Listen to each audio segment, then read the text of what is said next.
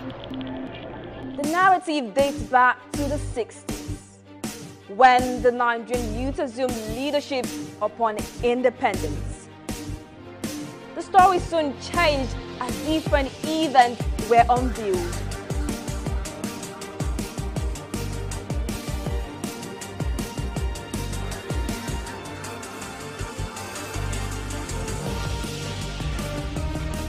Dreams are reborn, visions are revealed, and the Nigerian strength revived.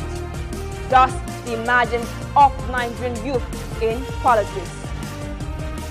This is the 2019 Weekly, powered by Youngster Development Initiative with support from Ford Foundation.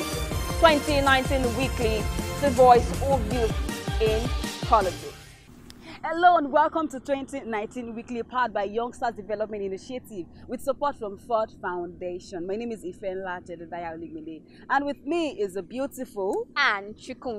Thank you very much for joining us on this edition of 2019 Weekly. And this program is aimed at promoting youth inclusion and emergence in political leadership, with special focus on the Nigerian 2019 general election. As usual, every week we should focus our discussion on young aspirants, youth candidates, and the journey into the political and electionary arena in Nigeria. We'll explore why they're running, what offices they're running for, and their challenges in setting up their campaign, in raising funds, and in engaging political stakeholders. We'll also explore how the Independent National Electoral Commission (INEC) is preparing for a free, credible, and inclusive 2019 election. We'll also talk about how political parties are giving youth candidates, young females, and people with disabilities equal chance to participate come 2019. With all these and many more interesting topics to come, you do not want to miss any part of 2019 Weekly. Now, as you can see, there is a twist in today's episode. We decided to bring 2019 Weekly to the road so we can have some interaction and conversation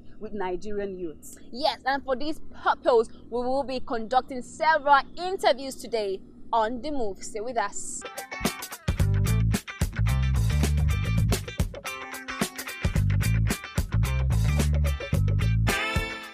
All right, welcome. Now we're on the street asking people what they think about the questions that I'll be asking them. So I have with me someone who I'll be asking what he thinks about the age qualification for the office of president and the Senate still being 35. It was not reduced. So I'm going to ask you the question. What do you think about the age for the president and the Senate not being reduced? First of all, I'd like to know your name and then you tell us what you think about it.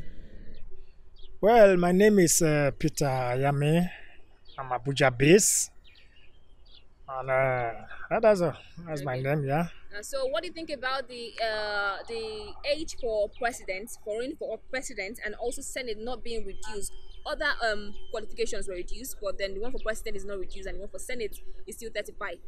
So, what do you think about it not being reduced? No, I think the office of the Senate president, the office of the president. To my own opinion, I feel they're not bringing it to 27 years or 28 or 30. Yeah. Is ideal.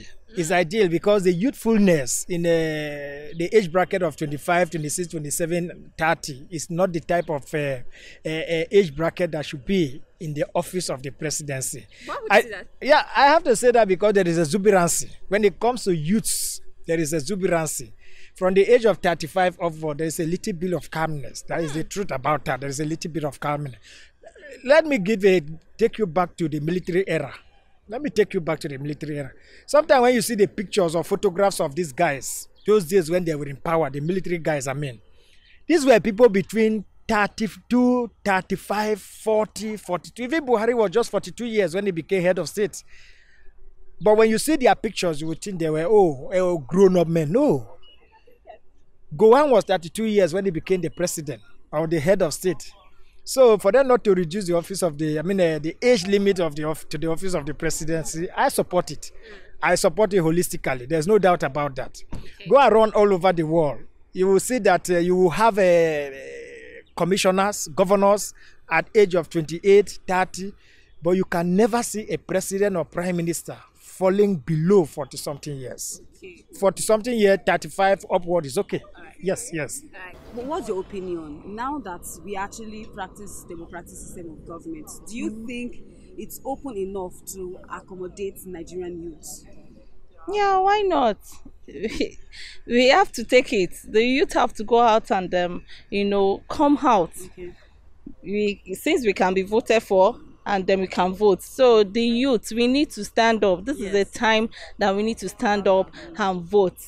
In short, me, I like politics. In short, in my own ministry, I'm coming out to be a vice chairperson. Wow. Yes, in the union. So that's interesting. yes, women, youth, everybody, they have the right to go out. Do you and see yourself vying for a political office in Nigeria? Why not? Ministry? Not ministry. Yes, I can. I am even like my uncle, if he wants to come out for chairperson, chairman in his in our local government. Immediately I'm going to join him. Wow, that's interesting. So I love and you're politics. not afraid. You know, there's this thing about women participation in politics in Nigeria. You're not afraid. You're not. The mentality we usually have is a dirty game. Yeah. Right true. From university days, like politics is a dirty game. But if you don't go there to go and clean it, who will do? Who will do it? True. So youth should come out because I don't think we are lazy. So we need to come out and take over. Okay, so on a final one, do you think Nigerian youths would actually vote for Nigerian youths? Why not? Since we need it, we should help each other. Nigerian youth should come out and vote for Nigerian youth. Yes, we should vote for ourselves because many times, like these older ones, the elderly ones, that are there, and we are not happy with what they are doing. So we should come out and we should vote for ourselves. Now is the time. Yes, now is the time. Thank you. Okay, the question is, do you think our democratic system is conducive enough to accommodate Nigerian youths? The way they practice politics in Nigeria might not even support youth to become the president, because here in Nigeria, if you want to run for any election, any post, you need money, and if you are not financially okay, it will be difficult for you to run for such post. And now they are reducing the age to 25. It's okay, but the age, even the average Nigerian cannot even afford the money to contest for president or for governor. But the actual sense is that age can rule a state or a country. Especially if someone is, maybe you are exposed enough and you've been to all parts of the world.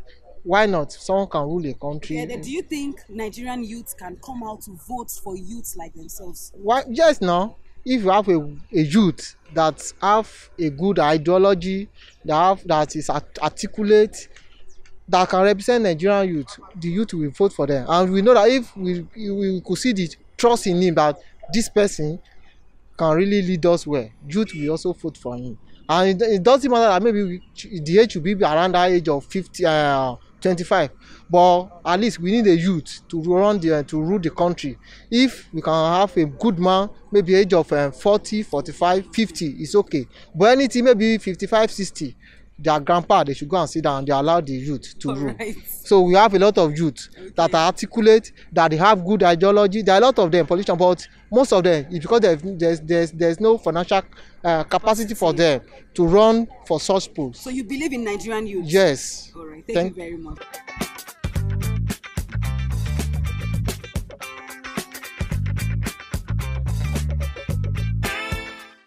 If you're just joining us, this is 2019 Weekly, brought to you by Youngstars Development Initiative with support from Ford Foundation West Africa. And this program is aimed at promoting youth inclusion and emergence in political leadership, with special focus on the Nigerian 2019 general election. As we fix to wrap up today's episode of 2019 Weekly, don't forget that as youths, we need to be more committed to inclusive politics, transformative leadership, democratic governance, and free and fair elections. Now, talking about general elections, let's quickly see INEC's website.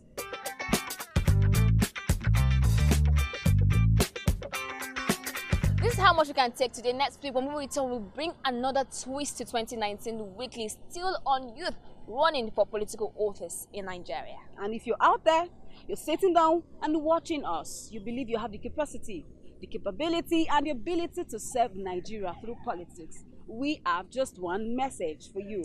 Remember, the best time for you to run, win, and impact is now. Once again, my name remains Ifenla Jedediah Oligunde. And I am Anne Chukwumege. Thank you very much.